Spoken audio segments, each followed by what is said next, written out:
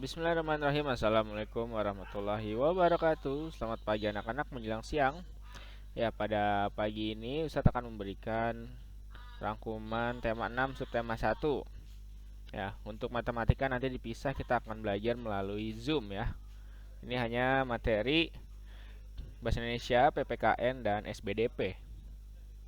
Ya, sebelum kita belajar, jangan lupa kita berdoa terlebih dahulu supaya ilmu yang kita dapatkan menjadi bermanfaat dan berbuah pahala. Bismillah, Rabbi zidni ilma, Allahumma inni as'aluka ilman nafi'ah wa rizqan thayyiba wa amalan mutaqabbala. Ya, jangan lupa siapkan tema 6 subtema 1. Ya, tema 6 subtema 1 judulnya yaitu sumber energi. Nah, ketika melakukan berbagai kegiatan, kita memerlukan tenaga. Nah, tenaga disebut juga energi. Energi itu apa? Energi adalah kemampuan untuk melakukan kerja atau usaha. Nah, energi dihasilkan oleh sumber energi. Sumber energi tubuh kita berasal dari makanan. Jika energi di dalam tubuh habis, tubuh akan lemas. Selain makanan, di alam terdapat berbagai jenis sumber energi. Nah, perhatikan gambar berikut. Kira-kira energi apa yang menggerakkan kapal tersebut? Dari manakah asal energi tersebut? Nah, kapal tersebut digerakkan oleh energi angin, betul. Nah, kemudian ayo berdiskusi, pernahkah kamu bermain layang-layang? Nah, menurut kalian energi apa yang menggerakkan layang-layang? Nah, embusan angin dapat menggerakkan benda-benda seperti layang-layang, daun, dan kertas. Angin mengandung energi. Angin adalah salah satu sumber energi. Di alam terdapat berbagai macam sumber energi. Perhatikan gambar berikut.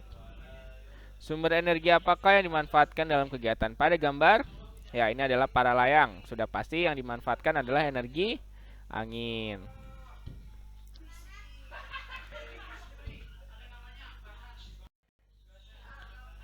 Nah, kemudian kira-kira energi apa yang digunakan pada gambar yang sedang orang-orang yang sedang menaiki perahu kemudian mendayung? Ya, betul. Energi air. Menggunakan arus ya, arus air yang ada di sungai. Kemudian sebelah kanan itu kira-kira energi apa untuk menjemur pakaian supaya kering? Ya, betul. Energi panas matahari.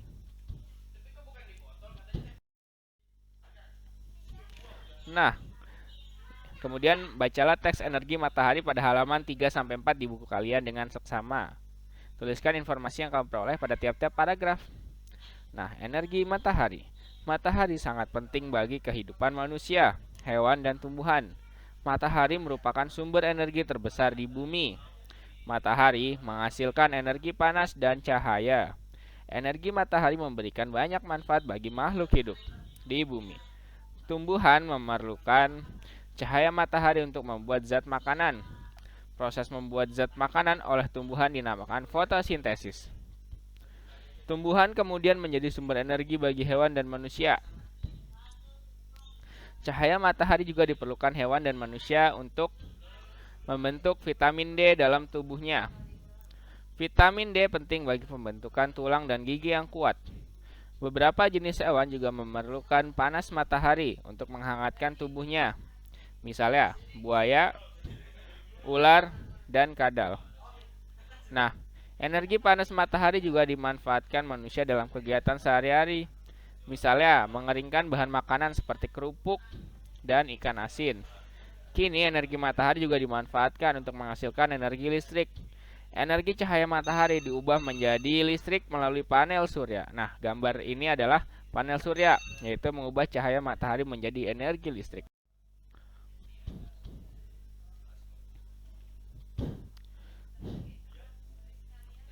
Nah, kegiatan pada kehidupan sehari-hari yang dilakukan dalam waktu lama. Ada juga kegiatan yang dilakukan dalam waktu singkat. Nah, perhatikan kegiatan pada gambar-gambar berikut. Kegiatan manakah yang dilakukan dalam waktu lama? Kegiatan manakah yang dilakukan dalam waktu singkat? Nah, ini kegiatan apa? Ya, menggosok gigi. Nah, kira-kira kalau menggosok gigi ini kegiatannya lama atau sebentar? Ya, betul. Kegiatannya sebentar dalam waktu yang singkat.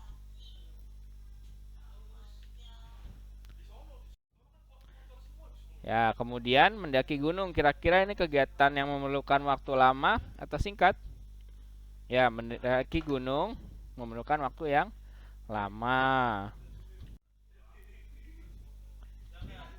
Ya, kemudian kegiatan yang berbeda dapat dibandingkan waktu pengerjaannya.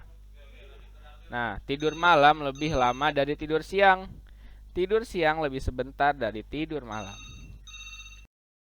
Nah, dari pembelajaran tadi kita bisa menuliskan informasi dari teks tentang sumber energi. Kemudian kita bisa menceritakan kembali isi teks dengan kosakata tentang energi. Dan kita bisa menyanyikan lagu dengan iringan musik ritmis. Dan kita bisa membedakan kegiatan yang berlangsung lama dan sebentar. Kemudian di pembelajaran kedua, nah, setiap kegiatan dilakukan memerlukan energi yang berbeda-beda. Kegiatan manakah yang memerlukan energi paling banyak? Mendaki gunung, menggosok gigi, atau memasak? Ya, betul. Yang perlu energi paling banyak yaitu mendaki gunung, karena kegiatan ini dilakukan dalam waktu yang lama. Nah, susunlah huruf-huruf berikut menjadi kata yang berkaitan dengan energi. Huruf pertama kata tersebut adalah yang dicetak tebal, huruf acak IRA. Menjadi kata, ya betul, air. Selanjutnya bisa dilanjutkan oleh kalian untuk latihan ya.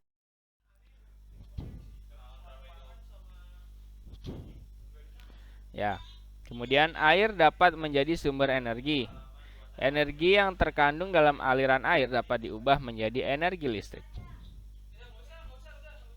Nah, tahukah kalian bagaimana cara menjaga kelestarian air? Nah, salah satunya itu Nina tidak lupa menutup keran air setelah digunakan. Itu termasuk cara menjaga kelestarian air atau menghemat air. Kemudian Made membuang sampah di tempat sampah. Membuang sampah ke sungai dapat mencemari air. Nah, kemudian menanam pohon. Itu dapat meningkatkan cadangan air tanah. Nah, dari pembelajaran tadi kita bisa melakukan gerak kombinasi berjalan, menekuk, dan mengayun. Ini nanti dengan Ustadz Nurmawan. Kemudian kita bisa menyusun huruf menjadi kata tentang sumber energi. Kita bisa membuat kalimat dari kata tentang sumber energi. Kita bisa menyebutkan contoh cara melestarikan sumber energi. Kemudian di pembelajaran ketiga, perhatikan gambar berikut. Nah, apakah yang sedang dilakukan orang-orang tersebut? Nah, betul. Orang-orang tersebut sedang mengambil air di sumber air. Mengap Soterdian. Soterdian punya. Nah, mengapa orang-orang itu melakukan hal tersebut? Karena hanya itu sumber air.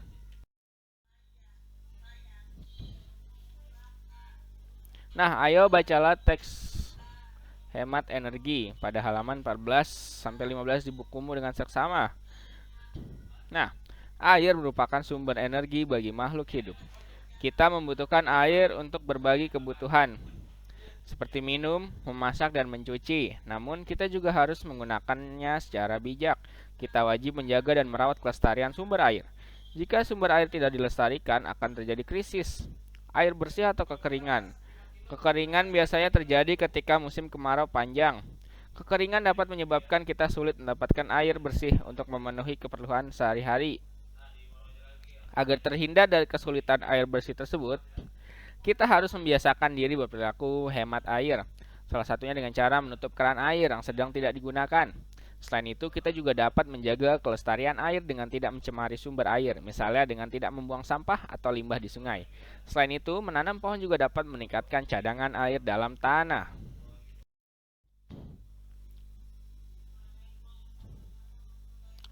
Kemudian di ayo berhitung, tahukah kamu Bentuk lingkaran pada batang pohon menunjukkan Nah, kira-kira berapakah usia pada pohon yang digambar?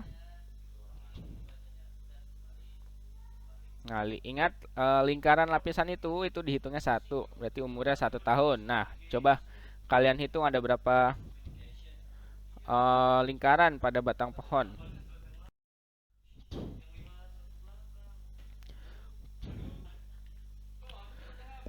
Nah, tahukah kamu bentuk lingkaran menunjukkan umur pohon? Lingkaran dalam pohon tersebut dinamakan lingkaran tahun. Tahun merupakan salah satu contoh satuan waktu. Selain tahun terdapat satuan waktu bulan, minggu, dan hari. Kesetaraan antar satuan waktu antara lain sebagai berikut. Nah, 1 tahun sama dengan 12 bulan. 1 minggu sama dengan 7 hari. 1 bulan sama dengan ada yang 28 hari, 29 hari, 30 hari, atau 31 hari. Bergantung pada bulan. Pada tahun kabisat, bulan Februari terdiri dari 29 hari. Tahun kabisat adalah tahun yang bilangannya habis dibagi 4. Misalnya tahun 2012, 2016.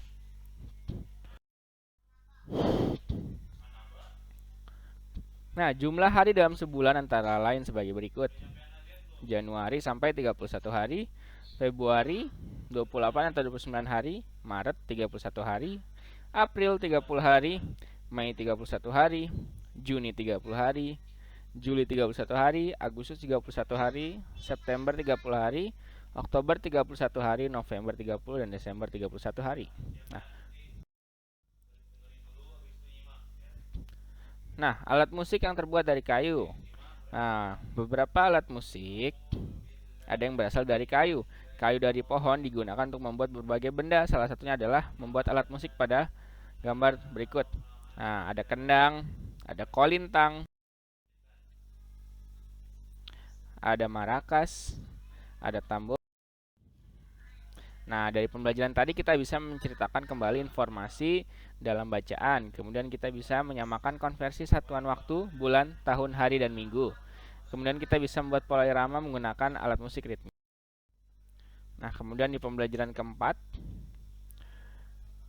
langsung ke sumber energi bahan bakar fosil ya. Di halaman 20 dan 21. Kendaraan bermotor memerlukan bahan bakar agar dapat digunakan. Dari manakah asal bahan bakar yang kita gunakan sehari-hari?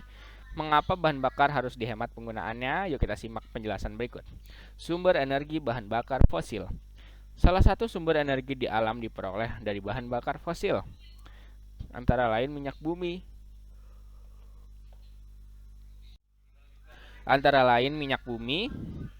batu bara, dan gas alam.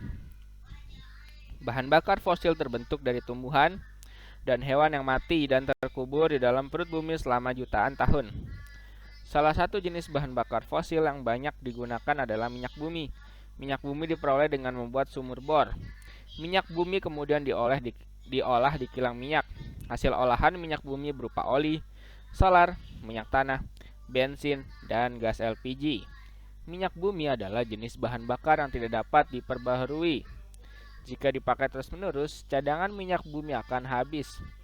Jika sudah habis, dibutuhkan waktu hingga jutaan tahun untuk terbentuk kembali. Oleh karena itu, jika sumber minyak bumi habis, kita tidak dapat memperolehnya lagi. Untuk itu, kita harus menghemat penggunaannya. Nah, hemat energi adalah salah satu cara untuk melestarikan sumber energi. Nah, tahukah kalian bagaimana cara untuk menghemat energi? Nah, menggunakan kendaraan umum. Ini bisa menghemat energi. Karena kendaraan umum dapat memuat banyak orang. Jika menaik motor, hanya 2 orang saja yang dapat diangkut. Kalau menggunakan kendaraan umum atau angkutan umum, bisa banyak yang diangkut. Kemudian, berjalan kaki ke tempat tujuan yang dekat. Ini termasuk cara menghemat energi. Karena kita tidak memerlukan bahan bakar fosil atau minyak bumi. Ini akan menghemat energi. Nah, kemudian wawancara adalah percakapan atau tanya jawab yang dilakukan untuk memperoleh informasi. Wawancara biasa dilakukan oleh 2 orang atau lebih. Nah, dari pembelajaran tadi kita bisa menuliskan informasi penting dari suatu bacaan, kemudian kita bisa menyebutkan contoh sikap hemat energi, kita bisa melakukan wawancara dan menuliskan hasil wawancara tentang sikap hemat. Kemudian pembelajaran kelima, bacalah teks percakapan antara Nina dan teman-teman di bukumu halaman 24 sampai 25. Nina, Deli, Made, tahukah kamu ternyata air dapat dimanfaatkan untuk menghasilkan energi listrik? Kemudian Deli menjawab, betulkah? Bagaimana caranya, Nin? Aku hanya tahu jika air yang mengalir dapat menggerakkan benda. Betul, Made, air yang mengalir dapat menggerakkan benda. Nah, aliran air tersebut digunakan untuk menggerakkan kincir air dan turbin di air terjun atau bendungan. Turbin tersebut dihubungkan dengan mesin penghasil listrik yang disebut generator listrik. Maksudmu, listrik yang kita gunakan sehari-hari? Betul, Del. Listrik dapat dihasilkan melalui PLTA. Apa yang dimaksud dengan PLTA, Nin? PLTA singkatan dari pembangkit listrik tenaga air. Oh, aku pernah mendengar tentang PLTA Jatiluhur yang terdapat di Waduk Jatiluhur. Benar, Deli. Menurut ayahku, waduk itu salah satu PLTA terbesar di Indonesia. Waduk Jatiluhur dapat menghasilkan listrik sangat besar. Ternyata energi air tidak kalah penting dari matahari ya. Betul, Made, kamu tahu tidak? Energi air pun dapat diperoleh dari ombak. Di Yogyakarta telah didirikan sebuah pembangkit listrik tenaga gelombang laut atau yang disebut PLTG. Energi listrik sangat penting, coba bayangkan jika kita tidak mendapat pasokan listrik. Wah, kalian hebat, kalian tahu banyak tentang sumber energi. Iya, Made, ini karena aku senang membaca untuk menambah pengetahuanku. Nah, menghemat penggunaan energi merupakan kewajiban kita semua. Kita juga berkewajiban untuk mengingatkan orang di sekitar untuk menghemat energi, sehingga di masa mendatang kita masih dapat memanfaatkannya.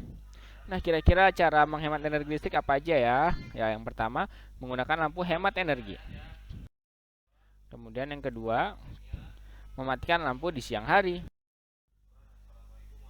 Lalu yang ketiga, pada jam analog. Kemudian di ayo berhitung pada jam analog, jarum pendek menunjukkan jam dan jarum panjang menunjukkan menit. Setelah pukul 12.00 siang, kita dapat menuliskan waktu dalam tanda waktu 20. Nah, pukul berapa yang ditunjukkan pada jam berikut? Di sini menggunakan bilangan Romawi ya. Kalau seperti huruf I itu 1, I-nya ada 2 berarti 2, I-nya 3 berarti 3. Kalau IV berarti 4. Kalau V5, VI berarti 6, VII 7, VII 8, IX 9, X 10, XI 11, XII 12. Berarti jam berapa ini? Ya, betul, jam 6.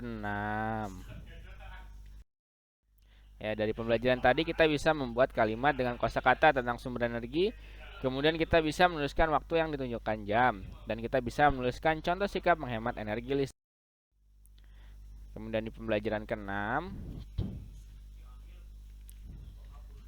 Nah, penggunaan kendaraan bermotor semakin meningkat. Setiap hari ribuan kendaraan hilir mudik di jalan. Bahan bakar yang dihabiskan pun sangat banyak. Padahal sumber energi bahan bakar dapat habis jika digunakan terus-menerus. Untuk menghemat penggunaan bahan bakar, kita dapat mengurangi penggunaan kendaraan bermotor. Pengurangan penggunaan kendaraan bermotor juga dapat mengurangi pencemaran udara. Udara juga merupakan sumber energi bagi kita. Berikut beberapa cara yang dapat kita lakukan untuk menjaga kelestarian udara. Nah, asap dari pabrik juga menyebabkan pencemaran udara. Nah, cara menjaga kelestarian udara. Yang pertama, menanam tumbuhan di sekitar lingkungan rumah. Kemudian yang kedua, menggunakan alat transportasi yang tidak menggunakan bahan bakar. Yang ketiga, menggunakan bahan bakar yang ramah lingkungan. Yang keempat, memilih menggunakan kendaraan umum dibandingkan kendaraan pribadi. Yang kelima, tidak menebang pohon sembarangan.